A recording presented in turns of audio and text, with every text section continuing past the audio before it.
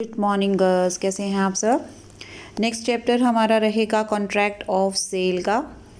Last video में आपने देखा कि इन जो कॉन्ट्रैक्ट एक्ट बनाया गया था वो किस लिए बनाया गया था।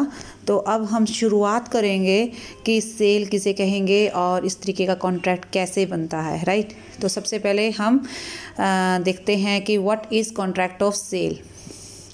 आप कोई शॉप पर जाते हैं और सामान ख़रीदते हैं तो क्या प्रोसेस फॉलो करते हैं। आप सबसे पहले कोई सामान पूछेंगे, सामने वाला जवाब देगा कि यस है या नहीं है। अगर है तो आप सामान देखेंगे, चेक करेंगे, पसंद करेंगे और उसके बाद पैसे देंगे, आप सामान लेंगे और घर आ जाएंगे। ये कंप्लीट प्रोसेस रहेगा आपकी सेल का, आपकी चीज़ ख़रीदने का। और उधर से दुकानदार की तरफ से सेल का प्रोसेस रहेगा। तो क्या क्या हुआ इसमें, दो लोग थे, एक बायर और एक सेलर, राइट। आप बायर और दुकानदार सेलर, राइट। उसके बाद आपने क्या किया, चीज़ को देखा, पसंद किया, यानी कि एक तरीके से अपनी सेटिस्फैक्शन की, ओके। और उसके बाद जो उसने रेट बताया उसको आपने एक्सेप्ट किया। तो आपने उसके बदले में पैसे दिए, यानी कंसीडरेशन हो गया। उसने आपको उसके बदले उस पैसों के बदले में क्या दिया, सामान दिया। तो आपका कंसीडरेशन आपके पास, दुकानदार का कंसीडरेशन दुकानदार के पास, ठीक है। दोनों ने अपना अपना जो है दायित्व पूरा किया। उसके बाद आप सामान लेकर घर आ गए, ओके। तो अब क्या हुआ ये पूरी प्रोसेस में, अगर मैं निचोड़ निकालूं तो क्या था। एक पर्सन ने दूसरे पर्सन को अपनी कुछ वस्तुएं, अपनी का मतलब जिसका वो ओनर था, अपनी कुछ वस्तुएं एक मूल्य के बदले में, यानी कि प्राइस के बदले में दूसरे व्यक्ति को क्या किया, दे दी, यानी ट्रांसफ़र कर दी। और कैसे ट्रांसफ़र करते हैं, डिलीवरी ऑफ गुड्स करके, गुड्स की डिलीवरी कर दी। और साथ साथ में और क्या चीज़ दे दी, सोच के बताइए, और क्या दिया, आपको उन गुड्स का स्वामी बना दिया, ऑनर बना दिया। ऐसा तो नहीं है ना कि आप सामान लेकर आ गए और पीछे पीछे दुकानदार आपके घर तक आ जाएगा, जी वो सामान वापस कर दो।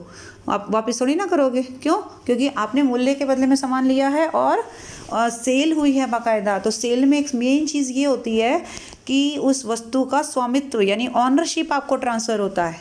डिलीवरी ऑफ गुड्स के साथ साथ ऑनरशिप ऑफ गुड्स भी ट्रांसफ़र होती हैं, तभी तो उसको सेल बोल देंगे हम, अदरवाइज़ वो सेल थोड़ी ना है। अब आप टेलर के पास कोई सूट देकर आते हैं, किस लिए, सिलने के लिए। और उसके बाद जब वो सिल जाता है तो आप उससे पैसे देकर वो सूट वापस ले लेते हैं। तो वो क्या कॉन्ट्रैक्ट ऑफ सेल था, नहीं, वो था कॉन्ट्रैक्ट ऑफ बेलमेंट, जिसमें आपने किसी सामने वाले व्यक्ति को कुछ वस्तुएं किसी पर्पज़ के लिए दी, और जब वो पर्पज़ सोल्व हो गया तो वस्तुएं वापस आपके पास आ जाएंगी। लेकिन यहाँ पे ऐसा होगा क्या, यहाँ नहीं होगा। इसीलिए कहा जाता है कि सेल का जो कॉन्ट्रैक्ट होता है उसमें वस्तु, यानी कि प्रोडक्ट परमानेंटली सामने वाले को दे दिया जाता है, बट एक मूल्य के बदले में। नाउ अब हम डेफिनेशन क्लियर कर पाए कि when one person is going to transfer the ownership of goods, जिसका वो ओनर है ऑलरेडी, जिसका वो खुद ओनर है, तो ऑनरशिप ट्रांसफ़र कर रहा है to the second person in return of a particular price या particular consideration, the complete process is known as contract of sale. Simple, ठीक है। तो अब आगे हम चलते हैं। हमने ये डेफिनेशन तो क्लियर कर ली, ओके। लेकिन कई बार ऐसा होता है कि दुकानदार हमारी जान पहचान का है और हम जाते हैं, सामान देखते हैं, बट अभी थोड़ा डाउट है हमारे माइंड में, हमें लगता है कि पता नहीं ये मतलब सही रहेगी नहीं रहेगी। तो हम उसे बोलते हैं कि ऐसा है भैया, हम 2 दिन के लिए इसको देख लें यूज़ करके, अगर पसंद आ गई तो ले लेंगे। तो आप क्या करके आए हो, आप गुड्स को रिटर्न बेसिस पर लेकर आए हो और अपने घर ले आए। अब आप उसके बदले में मे भी आप उसको पैसे भी दे आए, कोई बड़ी बात नहीं है। कई बार ऐसा भी होता है कि पैसे भी दे आते हैं हम कि भाई लेके जो जा रहे हैं, लेकिन अगर पसंद आई तो रखेंगे, वरना नहीं रखेंगे। इट मीन्स कि अभी माइंड सेट नहीं है। तो आप घर लेके आए, पसंद किया, समझ में आई, आपने उसको फ़ोन किया, भैया मैं इस सामान रख ही रही हूँ क्योंकि मुझे पसंद आ गया है।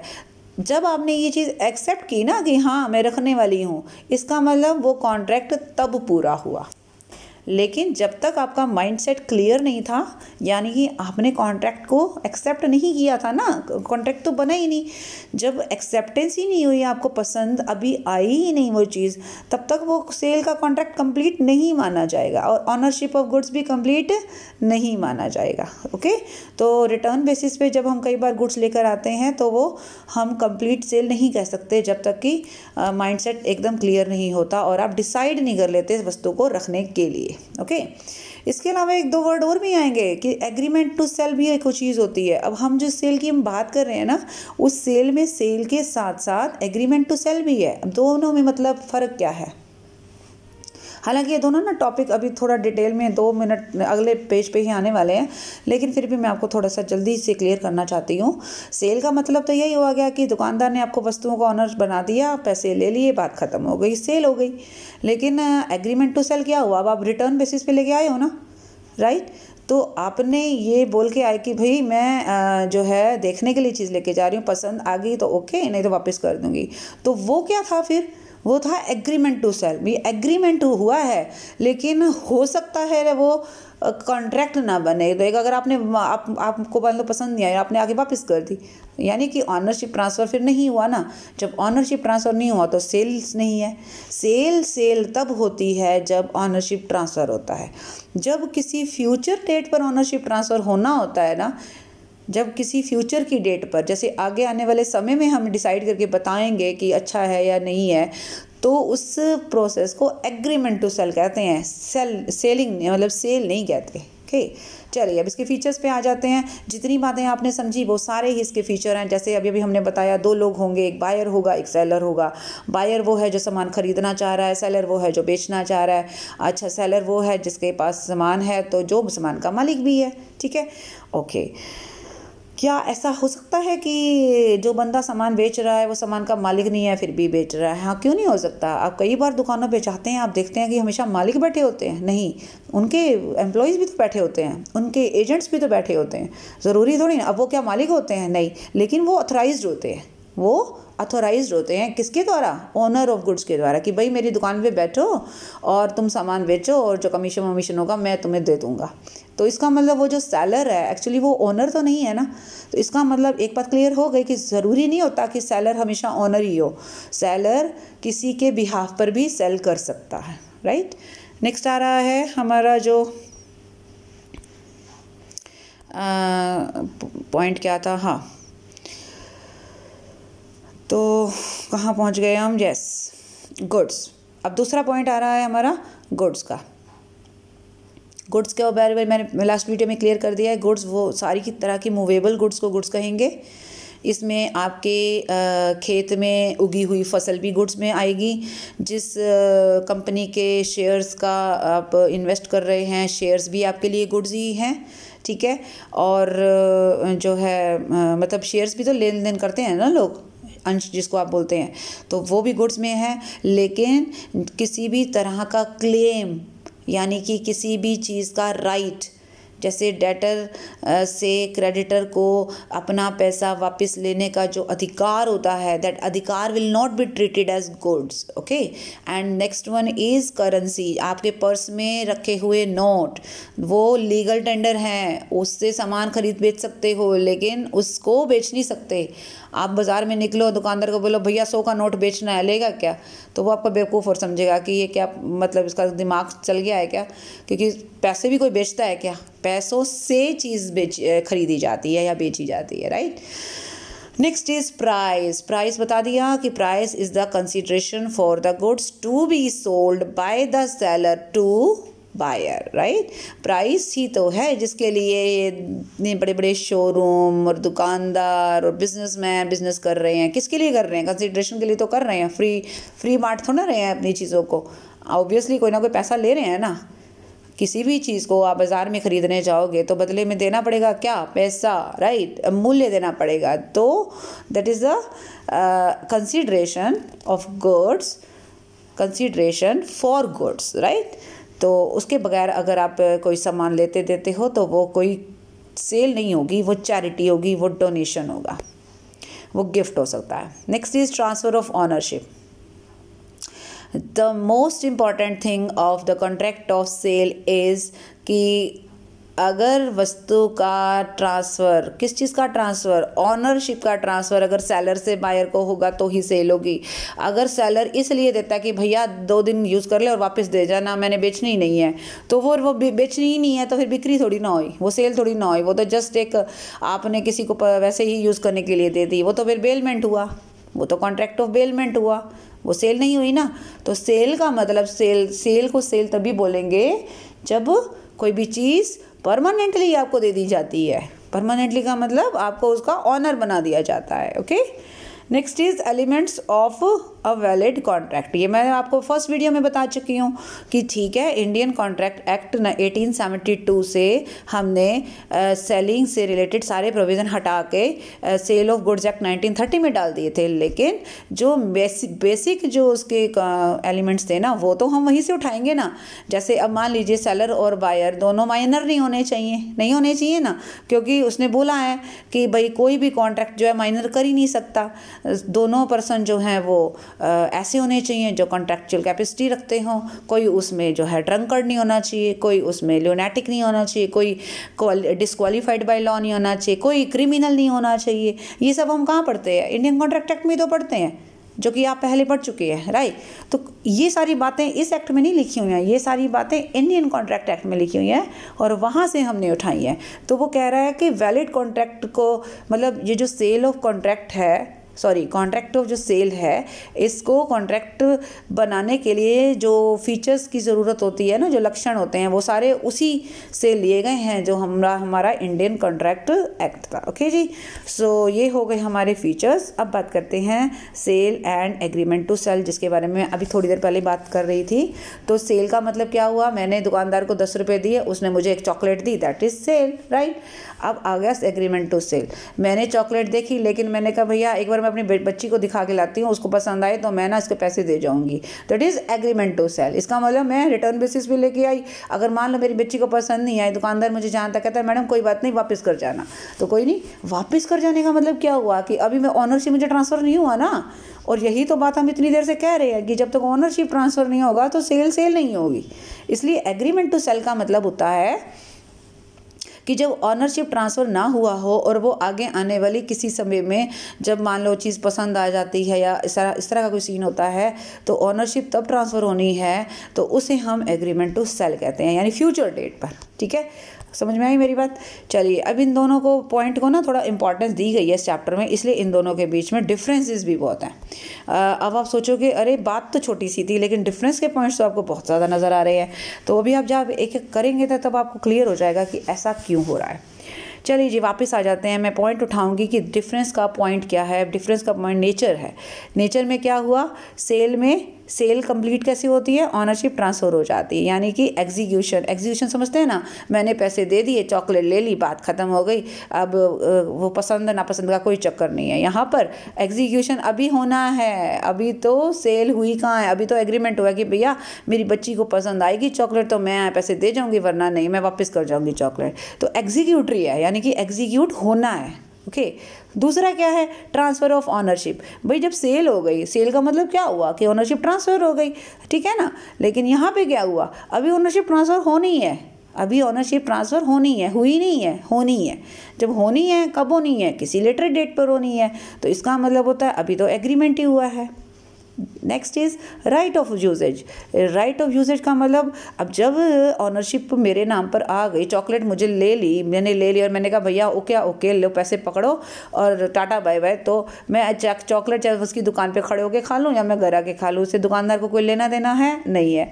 बट यहाँ पे आओगे कि भैया ऐसा नहीं है, पता चले मैंने आपको कहा कि भैया चॉकलेट ना मैं अपनी बच्ची को दिखाने के लिए लेके जाती हूँ और मैंने आपके सामने रैपर खोला और चॉकलेट खा ली, तो दुकानदार मुझे देख के हैरान नहीं हो जाएगा कि वैसे तो कह रही है कि मैं दिखा के लाती हूँ और अभी खुद खा रही है। इसका मतलब तो यही है कि जैसे ही मैंने उसको चॉकलेट को खाया तो वो एग्रीमेंट थोड़ा ना हुआ, पर वो तो सेल ही हो गई ना। अब मैं उसको क्या वापस करूँगी? अब तो वापस करने का कुछ रहा ही नहीं। कहने का मतलब है, थोड़ा सा मजाक की पॉइंट से मैंने आपको ये बात या ये एग्जाम्पल दिया है।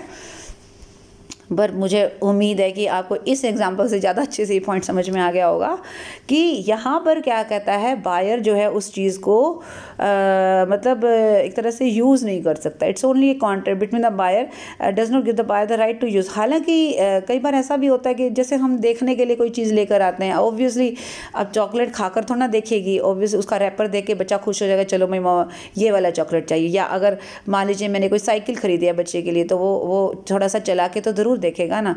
बट यहाँ पर जो कह रहे हैं ना, does not give the buyer the right to use the goods till the ownership, ये थोड़ा सा उस पॉइंट ऑफ व्यू से है कि भाई आप उसको उस तरीके से नहीं चला सकते कि भाई तोड़ फोड़ दो या ऐसा कुछ है। जस्ट एक थोड़ा सा मतलब यूँ कि हाँ एक बार थोड़ा सा देखना है, अदरवाइज मतलब उतना गहराई से आप उस चीज़ों को इस्तेमाल नहीं कर सकते, राइट।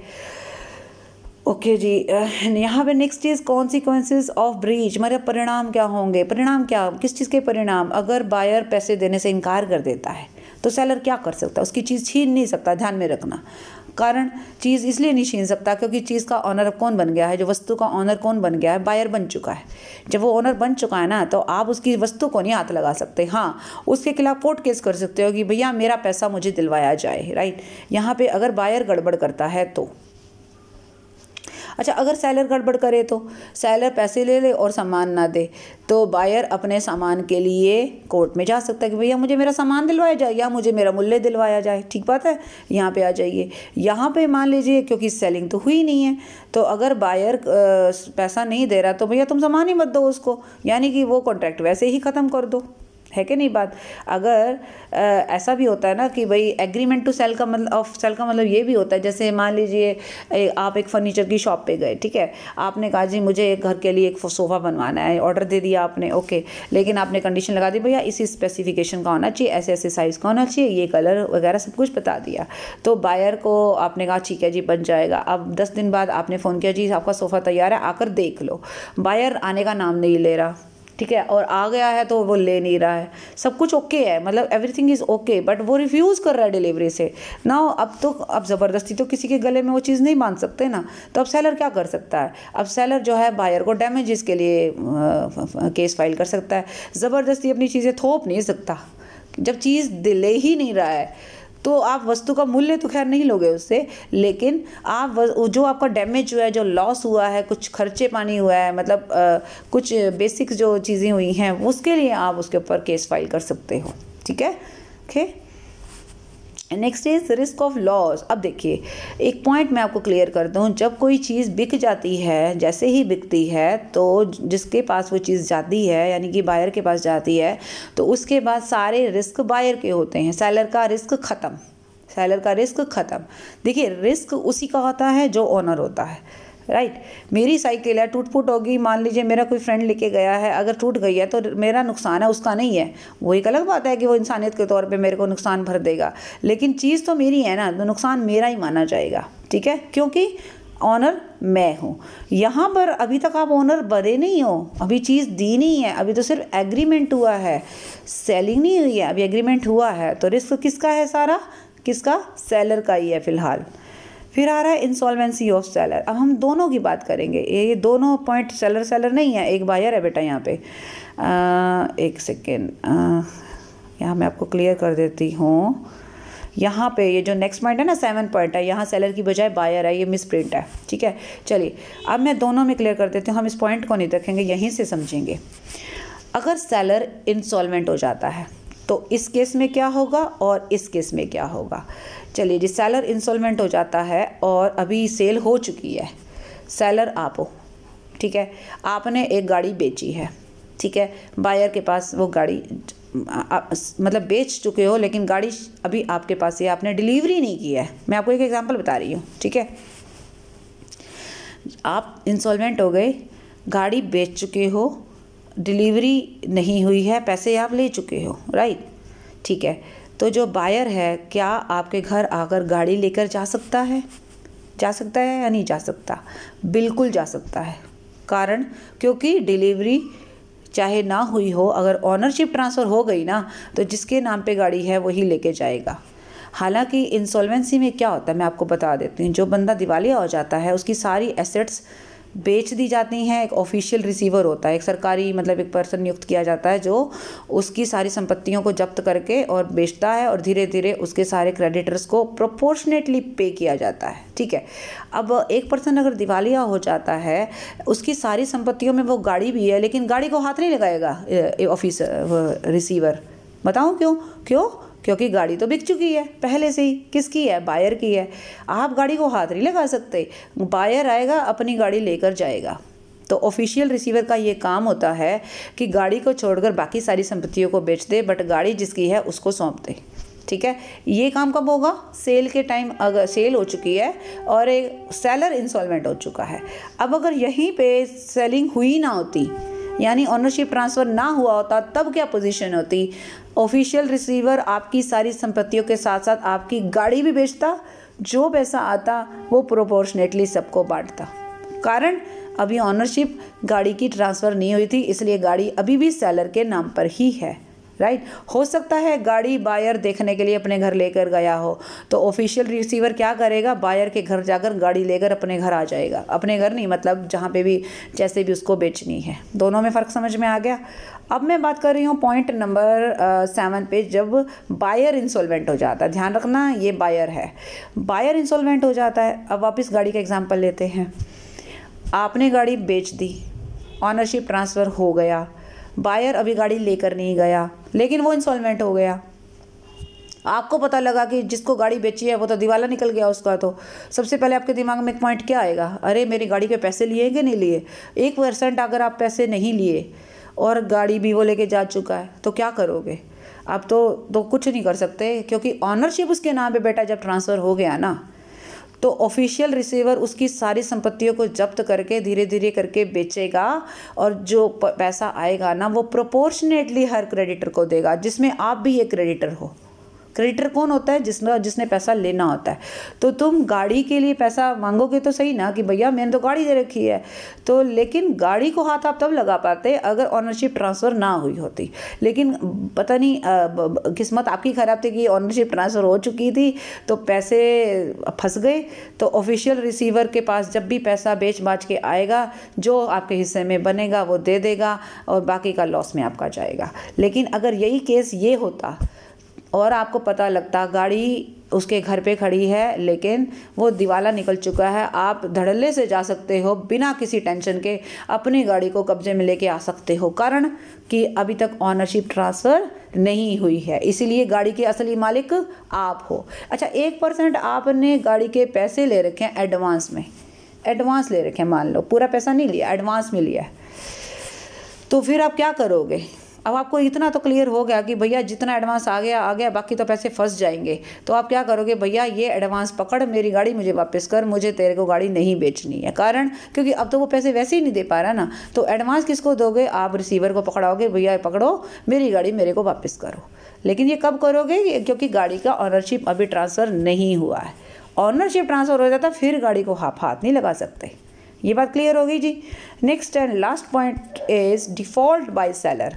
अभी सेलर की गलती क्या है? सेलर की गलती यही हो सकती है ना, कोई भी गलती कर सकता है, कोई टूट फूट वाली चीज़ दे सकता है या सामान देने से इनकार कर सकता है, मतलब पैसा ले लिया, एडवांस ले लिया और पैसे मांग रहा है जबकि कॉन्ट्रैक्ट में लिखा हुआ था कि इतने ही पैसे देने हैं, तो बायर उसके अगेंस्ट केस फाइल कर सकता है। भाई सिंपल सी बात है, क्योंकि बायर अब ऑनर बन चुका है। इसलिए यहाँ पे आ जाओ, अगर बायर को पता लगता है कि सेलर कुछ गड़बड़ कर रहा है, तो भैया पैसे हम सामान तो हम वैसे भी नहीं लेंगे क्योंकि अभी ऑनर तो हम बने नहीं है, पकड़ दो अपना सामान और हमारा जो नुकसान हुआ है वो हमारा बरते, ये हो सकता है। ठीक है जी।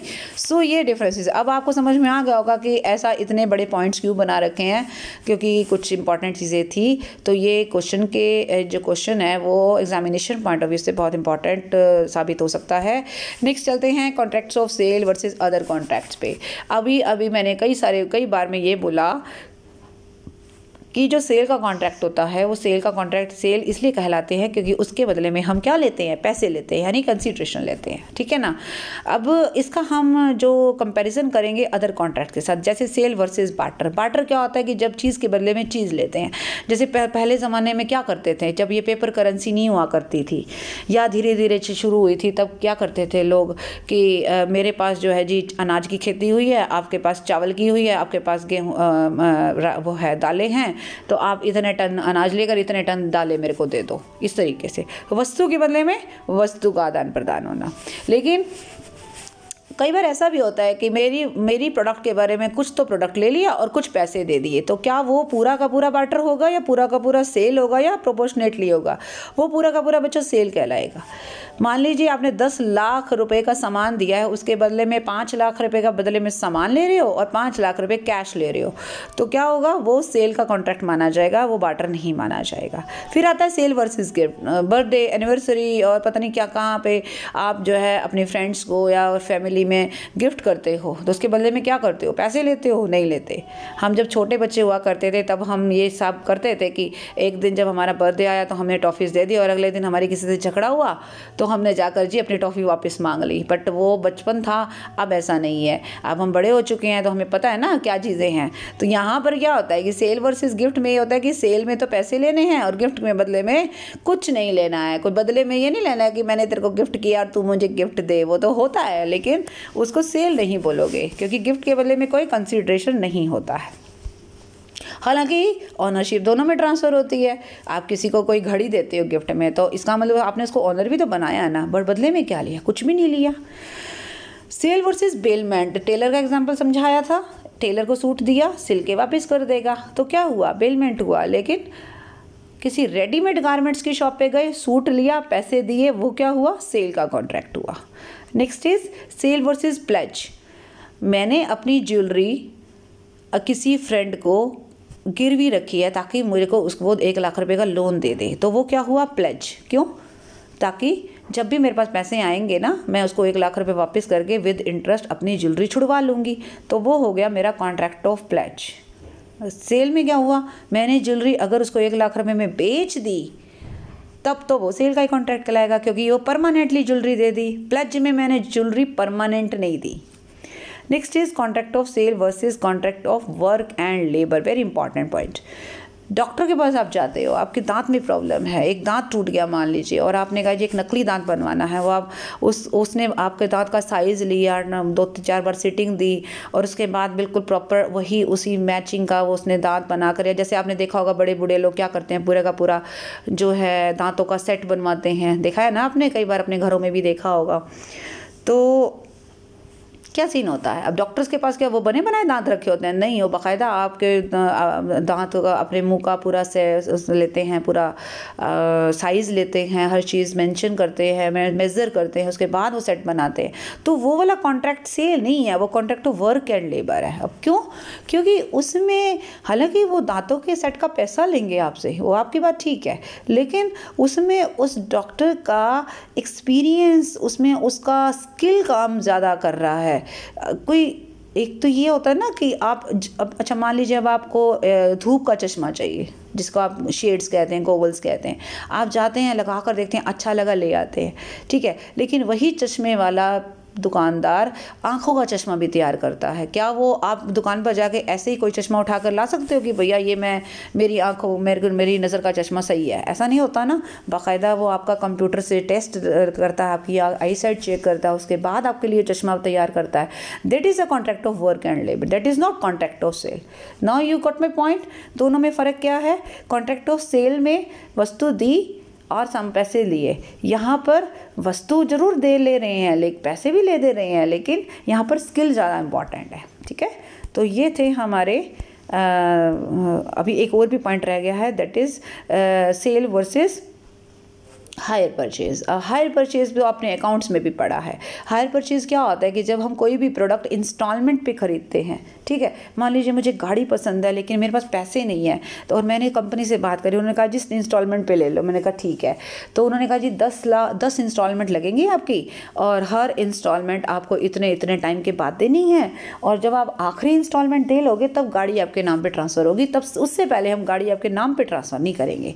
जब तक गाड़ी मेरे नाम पर ट्रांसफ़र नहीं होगी इसका मतलब मैं ऑनर नहीं बनती। लेकिन सेल में तो ऐसा नहीं होता है। चाहे अब मान लीजिए कंपनी के पास जाती हूँ, जी मैं गाड़ी खरीदना चाहती हूँ, कहते हैं कोई बात नहीं। मैंने कहा जी पैसे नहीं है, कहते हैं कोई नहीं उधार ले लो, कोई बात नहीं उधार दे दो जी। अच्छा, उधार लेने में क्या होता है कि मैंने अभी पैसे नहीं दिए लेकिन मैं गाड़ी लेकर घर आ गई, उन्होंने गाड़ी के पेपर्स मेरे नाम पे ट्रांसफ़र कर दिए, सेल हो गई, कारण ऑनरशिप ट्रांसफ़र हो गई।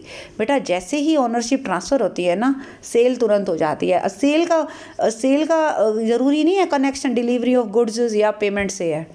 मैं चाहे पैसे अभी नहीं दे रही, राइट, मैं चाहे अभी सामान लेकर घर नहीं आ रही, लेकिन अगर उन्होंने मेरे नाम पर ऑनरशिप दे दी है ना, इसका मतलब सेल हो गई समझो। लेकिन यहाँ पर क्या हुआ कि जब तक गाड़ी की आखिरी इंस्टॉलमेंट नहीं देती, उन्होंने क्लियरली बोलिया कि ये आप इंस्टॉलमेंट पे ख़रीद रहे हो या हायर परचेज पे ख़रीद रहे हो, ठीक है, तो अगर आप आखिरी इंस्टॉलमेंट दोगे तो गाड़ी आपके नाम पे जाएगी। अगर आपने एक इंस्टॉलमेंट भी देने में गड़बड़ करी तो हम गाड़ी अपनी ले आएंगे वापस आपके घर से उठा के, और जितनी इंस्टॉलमेंट आप दे चुके हो ना सब की सब जब्त हो जाएंगी, यानी कि लैप्स हो जाएंगी। समझ में आया? तो दोनों में फ़र्क क्लियर हो गया। उधार इसमें भी है, उधार इसमें भी है, लेकिन इस वाली उधार में उधार होने के बावजूद भी ऑनरशिप ट्रांसफ़र हो गया। इस वाली उधार में जब तक आखिरी पे पैसा नहीं देते तब तक ऑनरशिप ट्रांसफ़र नहीं होता, राइट। अब दोनों में डिफरेंस बता रहा है। तो ऑनरशिप में मैंने बता दिया, हायर परचेज में आखिरी इंस्टॉलमेंट के बाद ट्रांसफ़र होती है, इसमें तुरंत ट्रांसफ़र हो जाती है। सेलर का राइट, हायर परचेज में अभी आप सेलर के नाम ही है ना चीज़, अभी ट्रांसफ़र तो हुआ नहीं ऑनरशिप, तो सेलर के पास सारे राइट रहते हैं। इसमें सेलर अपने राइट सारे ट्रांसफ़र कर चुका है, ठीक है। इसमें दोनों पार्टीज़ की पोजीशन क्या है? बायर जो है, मैं गाड़ी घर लेकर आई हूँ, बेशक चला भी रही हूँ, सब कुछ कर रही हूँ, लेकिन जब तक आखिरी इंस्टॉलमेंट नहीं दे देते मैं गाड़ी को ना बेच सकती ना कुछ और कर सकती। सेलर ही है जो गाड़ी को बेच सकता है। हो सकता है मेरे घर से गाड़ी ले जाए और आगे बेच दे, क्यों? क्योंकि मैंने इंस्टॉलमेंट नहीं दी। इसलिए सेलर के पास सारे राइट्स होते हैं, बायर के पास सिर्फ यूज़ करने का तो राइट होता है, बाकी कोई राइट नहीं होता है। तो बेली की तरह इस्तेमाल करता है उस चीज़ को। लेकिन यहाँ पर बायर तो भैया ऑनर हो गया है, वो कुछ मर्जी करे, आप कुछ नहीं कर सकते उसको। नेक्स्ट इज प्लेज और सेल बाय द बायर। अब प्लेज का मतलब गिरवी रखना। गाड़ी को गिरवी इन दोनों में बताइए कौन रख सकता है? जो हायर परचेज पर लेकर आया है या जो सेल पे? ऑब्वियसली जिसने सेल कर ली है, जिसने गाड़ी खरीद ली है, जिसके नाम पे ट्रांसफ़र हो गई है, वो तो आगे प्लेज भी कर सकता है, वो बेच भी सकता है। ये जो है भाई, गाड़ी ज़रूर लेकर आप घर में गए हो, पर आप गाड़ी को ना तो बेच सकते हो ना गिरवी रख सकते हो। आखिरी इंस्टॉलमेंट पे कर देना, उस दिन मालिक बन जाओगे, उस दिन ये सारे काम कर सकते हो, ठीक है जी। तो नेक्स्ट आ रहा है हमारा पॉइंट, एक सेकेंड में चेक कर लेती हूँ। तो यहाँ तक हम बात करेंगे इस वीडियो में, उसके बाद नेक्स्ट वीडियो हम इस चैप्टर का बाकी का आधा पोर्शन करेंगे। So that's all for this video. Thank you so much, bye bye and take care.